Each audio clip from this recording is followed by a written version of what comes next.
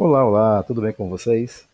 Aqui é o professor Fabiano Leal e a gente vai dar continuidade à série de aulas sobre genética. Hoje nós vamos falar sobre alelos letais e polialelia ou alelos múltiplos. De qualquer forma, se inscreva no canal, ative as notificações lá no sininho para que você receba o vídeo em tempo real. Deixe seus comentários também aqui para saber como é que está o andamento das aulas, se o vídeo está lhe ajudando de alguma forma e dê esse feedback para a gente. Siga também a gente no Instagram, na página Ciência Sem Segredos. Sem segredo, vou deixar aqui o link na descrição do vídeo para vocês. Tudo bem? Então, vamos lá, para a gente começar a falar sobre alelos letais e polialelia. Olha só, começando por alelos letais. Gente, olha só, o nome alelo letal, ele já diz o que é que ele causa no indivíduo, né? Então a presença desses alelos acabam causando a morte do indivíduo.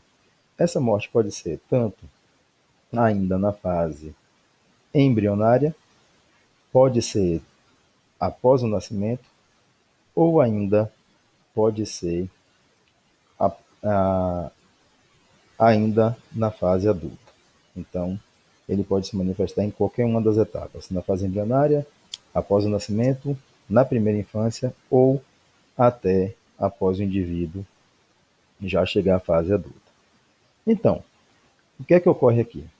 No alelo letal, significa, então, determinam um desvio nas proporções fenotípicas esperadas. Geralmente, a proporção genotípica para alelo letal é 3 para 1. Ou, perdão, é 2 para 1. Então, por que isso ocorre? 2 para 1. Porque um dos alelos vai causar a morte do indivíduo. Então, por exemplo, se você tem aqui um determinado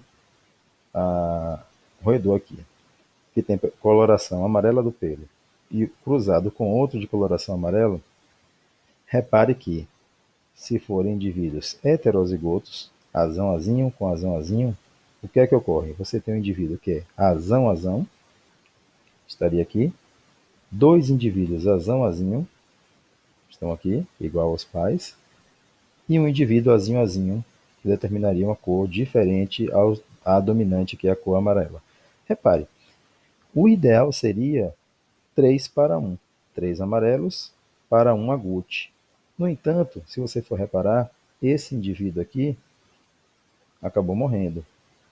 Então, o azão-azão. Então, o alelo letal, quando em dose dupla, ele causa a morte do indivíduo. Por isso que ao invés de ser na proporção fenotípica de 3 amarelos para 1 agute, acaba sendo 2 amarelos para 1 agute. Então, está aqui a proporção fenotípica alterada. Ao invés de ser 3 para 1, fica 2 para 1, indicando que o indivíduo azão-azão foi morto por conta dos alelos letais. Aqui, na espécie humana, quais são alguns exemplos de alelos letais? Primeiro, doença de Tay-Sachs. Apresenta paralisia, cegueira e morte no segundo ano de vida. O indivíduo afetado é o Szinho. Então, repare que o alelo letal aqui é um alelo recessivo. Szinho. Acondroplasia, que é um tipo de nanismo em que a cabeça e o tronco têm tamanhos normais, mas as pernas e os braços são mais curtos. Então, você tem aqui um exemplo, né? O tronco normal e a cabeça também com tamanho normal, só que os membros são mais curtos do que o normal. Então, aqui nesse caso, na acondroplasia, a letalidade é causada por dois alelos dominantes. Então, seria um indivíduo, por exemplo, azão-azão, né? Então, causa a morte no indivíduo. Quem é azão-azinho é acondroplásico, aqui, e o indivíduo azinho-azinho seria o indivíduo normal. Então, azão-azão letal, azão-azinho acondroplásico e o azinho-azinho normal. Outra Outro gene que causa letalidade é a braquidactilia, ou seja, quando os dedos são mais curtos do que o normal. Estão aqui representados aqui embaixo. Então, repare que o indivíduo besão morre e apenas o besão sobrevivem ao nascer. Então, o besão acaba sendo o alelo letal. Então, tem algum tipo de exemplos de genes letais em humanos.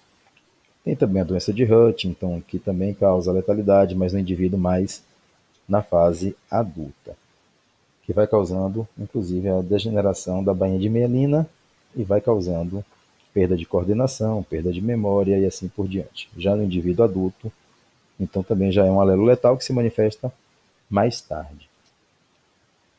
Bom, alelos múltiplos ou polialelia. O que significa isso? Quando você tem um gene com 3 ou mais alelos na população, determinando uma característica fenotípica. Então, cada indivíduo apresenta 2 alelos, um de origem paterna, outro de origem materna, como nós vimos aí ao longo das aulas. E esses novos alelos que surgem por mutações vão provocar alterações na proteína original. Então, por exemplo, aqui no sistema sanguíneo ABO, existem 3 alelos: o gene, o alelo iazão, alelo ibezão e o izinho, que provavelmente foi a partir de uma mutação de um desses alelos aqui que acabou formando esse aqui, formando uma alteração na proteína original. Então, ou seja, o indivíduo que é izinho, ele acaba não produzindo as proteínas, como nós vimos lá quando nós falamos sobre grupos sanguíneos, né, o tipo sanguíneos. Na polialelia, você tem uma relação hierárquica. Então, repare aqui agora no exemplo dos coelhos, que é muito comum em avaliações. Então, para a cor da pelagem coelhos, existem 4 alelos. Um alelo cesão, que determina a coloração selvagem ou agute, essa coloração aqui, mas tendendo ao marrom. A coloração chinchila, determinada geneticamente por CCH. Chinchila, que é esse aqui, lembra um cinza. A coloração Himalaia, que é esse branco, com as extremidades escuras, tanto as orelhas quanto as pontas das patas. E o coelho albino, é esse aqui. Sim? Então, o que é que ocorreu aqui? Uma mutação no gene original foi dando variação desse gene, consequentemente foi aumentando a variabilidade nos pelos em coelhos, por conta da mutação. Só que aqui existe uma relação hierárquica. Então, por exemplo, o alelo cesão domina sobre todos os outros 3, CCH, CH e CA. O CCH domina sobre o CH e o CA. E o CH domina sobre o CA. Então, repare que é uma relação hierárquica de dominância. Vamos para um exemplo aqui, para a gente poder aplicar essa questão dos alelos múltiplos aí. Olha só, um coelho de pelagem chinchila heterozigoto para Himalaia tem filhos com uma coelha Himalaia heterozigota para albina. Então, repare a terminologia como é. Né? Então, você vê aí que a terminologia é um pouquinho diferente do que a gente viu até agora. Né? Repare o seguinte. Então, qual pelagem pode surgir nos filhos desse casal de coelhos? Eu já armei aqui para vocês o cruzamento. Então, você tem aqui um indivíduo que é chinchila heterozigoto para Himalaia. Então, é esse aqui. Chinchila heterozigoto para Himalaia, que é o macho. Ele diz que cruza com a fêmea Himalaia heterozigota para albina. Está aqui. O gene para o albinismo, esse aqui. E também já armei aqui o quadro de Punnett para ficar mais fácil para a gente. Então, aqui eu coloquei os genótipos, os gametas do macho, CCH, CH, e aqui os gametas da fêmea, CH, CA. Então, ele pergunta como serão os fenótipos dos filhos desse casal. Então, vamos lá. Nesse caso aqui, nós teremos um indivíduo C CH, CH, aqui C, CH, CA, aqui CH, CH, e aqui CH, CA.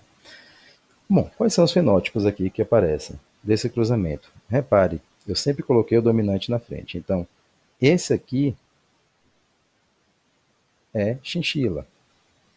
Esse aqui também é chinchila. Só que o daqui é chinchila heterozigoto para Himalaia e esse é chinchila heterozigoto para albino, mas a coloração é chinchila, porque o CCH domina sobre os dois aqui. Domina sobre o CH e domina sobre o CA.